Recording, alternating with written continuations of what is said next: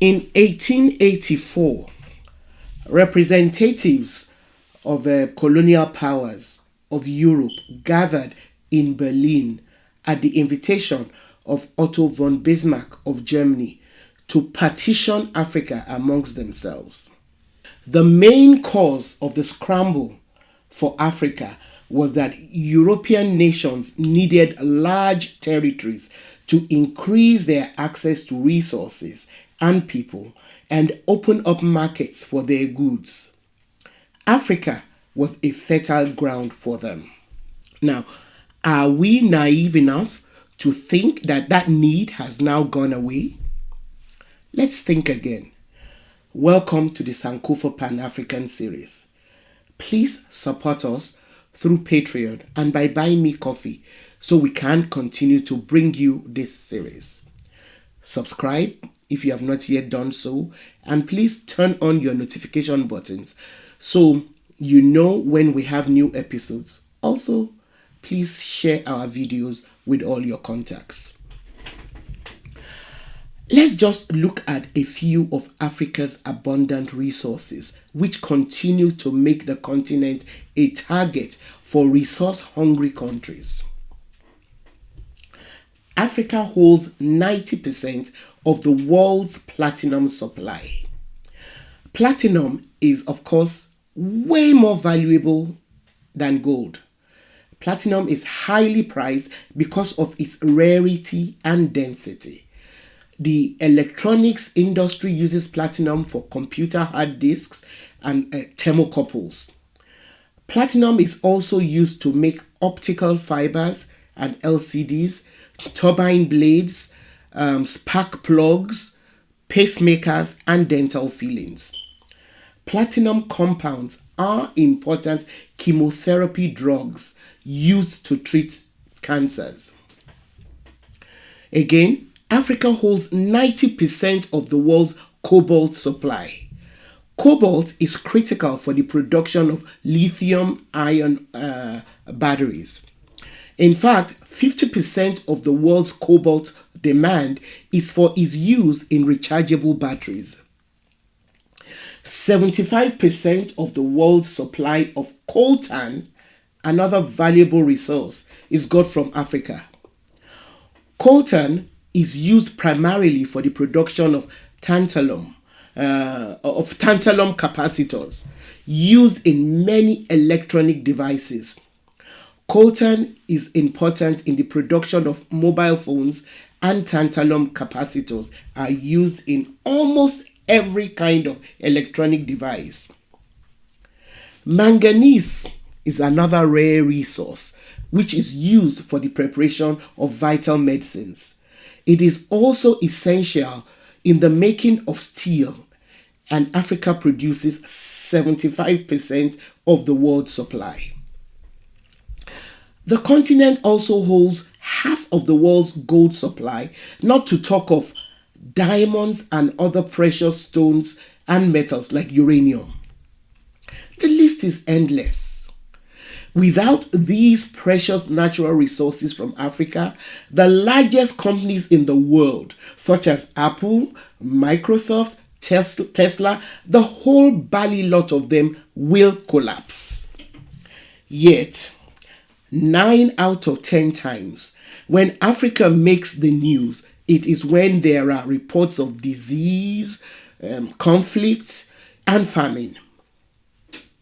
Unfortunately, our politicians, I hate to call them leaders, who are blinded by corruption, are content to continue to go cap in hand begging for aid. Who has ever heard of a country which developed by depending on aid?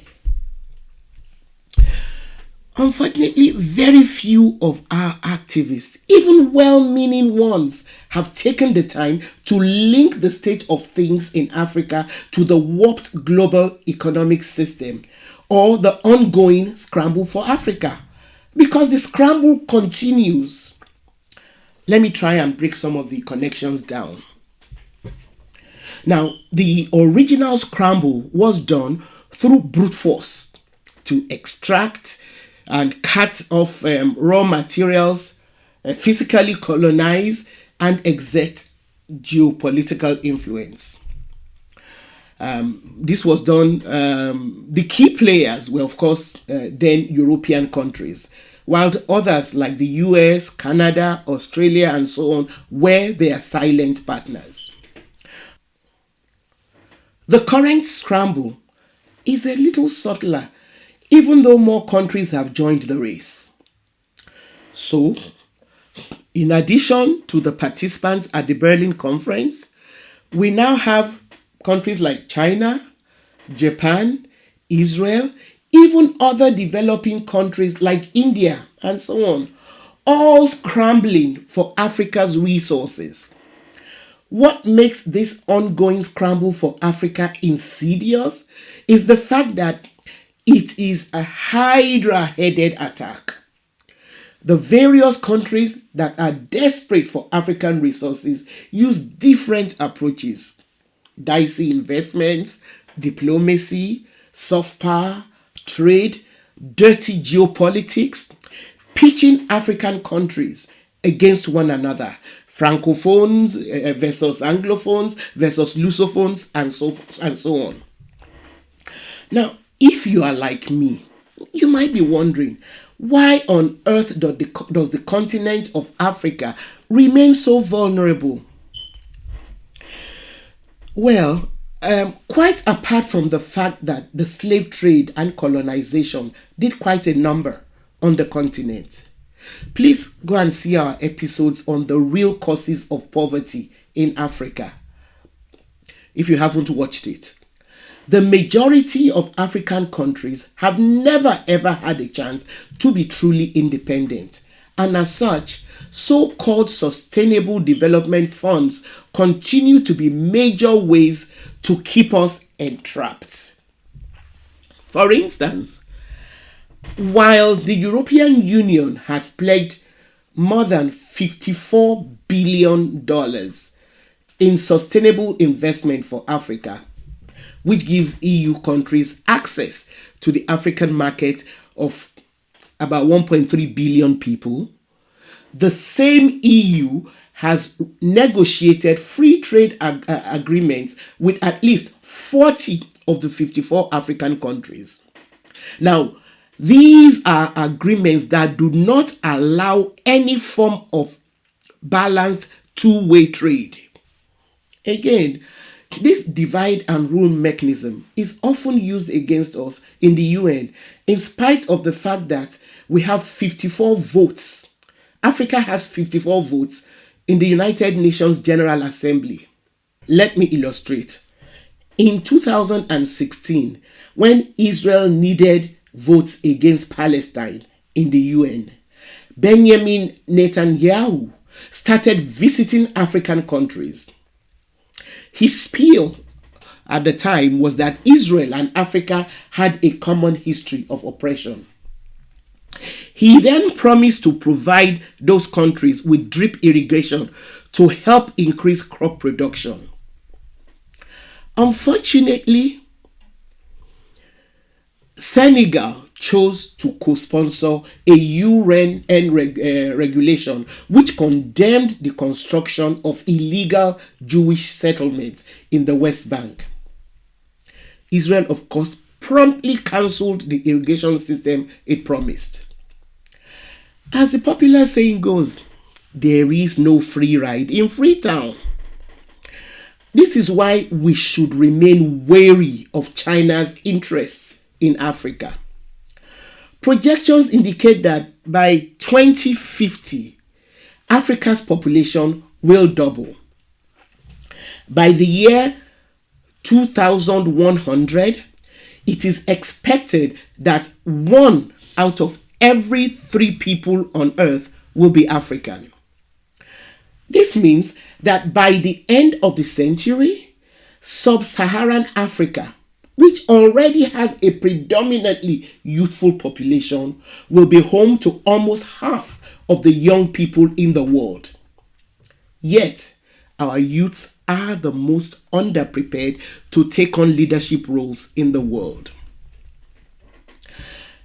China, a Johnny just come lately world power, seems to have the biggest interest in Africa. China funds about 1 in every 5 major infrastructural projects on the continent. However, it is dangerous for us to think that this is out of any kind of love for Africa. From around 2005, China has invested trillions in Africa. One of its major projects there is the One Belt, One Road, which comprises thousands of kilometers of railways. The railroad is China's signature vision for reshaping its global engagements. It will, of course, further open up the continent for China to continue dumping its goods, because over 30% of China's investment in Africa are in the mining sector. China extracts raw materials at a fraction of their costs, manufactures products with those same raw materials, and then sells them back to Africa for huge profits. The very same thing that Africa's colonizers have always done. All of these also mean that, like them, China continues to trap Africa through debt. Unfortunately, African politicians are so irresponsible. It is staggering. For example, in one of the loan contracts between China and Nigeria, there is a clause waiving Nigeria's sovereignty. When challenged, the minister in charge of the negotiation, who actually has aspirations to rule the country, glibly explained that the sovereign guarantee is simply in the agreement to assure that the loan will be paid back to China. But it does not take rocket science to know that the situation that Sri Lanka currently finds itself in is due to the fact that it owes so much, and that international sovereign bonds constitute a major portion of the country's foreign debt. China, along with Japan and the World Bank, are Sri Lanka's biggest creditors. Sri Lanka's currency is collapsing, causing severe shortages of food, fuel, electricity, and medicine. So China's investment in Africa go beyond physical structures. It has been actively investing in propagating the Mandarin language and its culture in Africa. There are now Chinatowns in many African countries, and China has established over 50 Confucius institutions across 33 countries. Zimbabwe actually accepts Chinese currency for transactions. Even more worrying is the fact that in 2017, China built its first overseas base in Djibouti in the Horn of Africa, thereby connecting the Mediterranean Sea to the Indian Ocean through the Suez Canal. That base has a capacity to accommodate 10,000 Chinese troops. I'm pretty sure that not much of what I'm sharing here is news, because the US and its Western allies are all busy shouting from the rooftop that China is exploiting Africa. The real reason, however, behind their concern is the fact that China is giving them a run for their money on the continent. It's not as if they have ever done anything different from what China is doing. The United States is currently Africa's largest investor, with thousands of American companies operating all over the continent. Already, the US has over 7,000 troops spread across Burkina Faso, Cameroon, Central African Republic, Chad, Democratic Republic of Congo, Kenya, Libya, Mali, Mauritania, Southern Sudan, Somalia, and Tunisia. The US is also working to increase the number of their troops in Africa.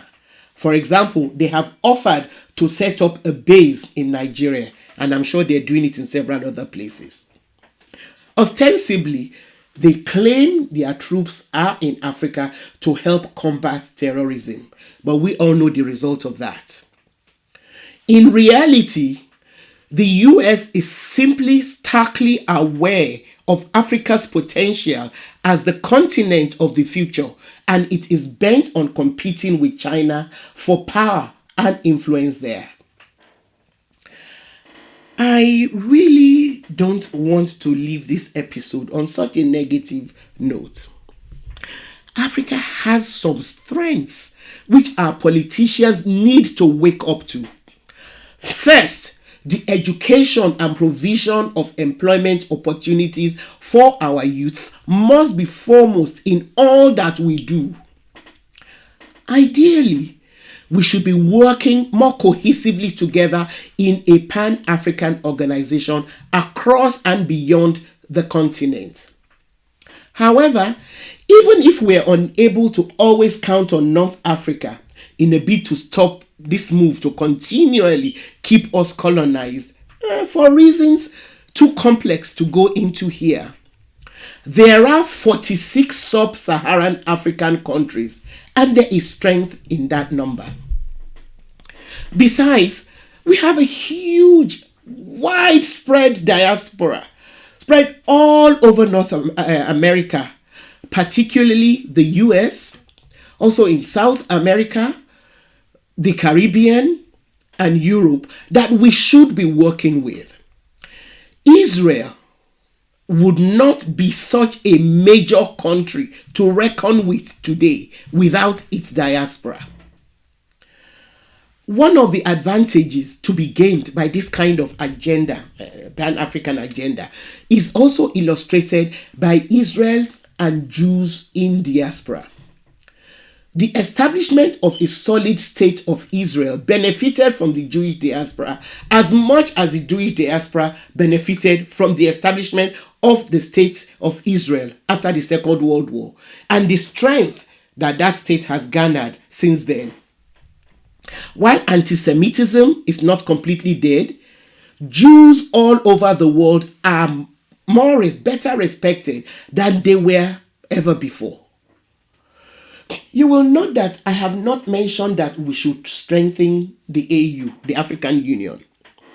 This is because the only way that the African Union can truly work to get Africa to where it needs to be is for it to be fully funded by African countries.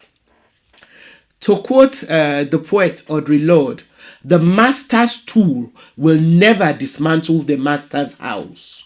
We need to fashion and be in control of our own tools. Thanks for watching. Please support us through Patreon and by buying me coffee so we can continue to bring you this series. Subscribe if you have not yet done so, and please turn on your notification buttons so you know when we have new episodes. And of course, share our videos with all your contacts.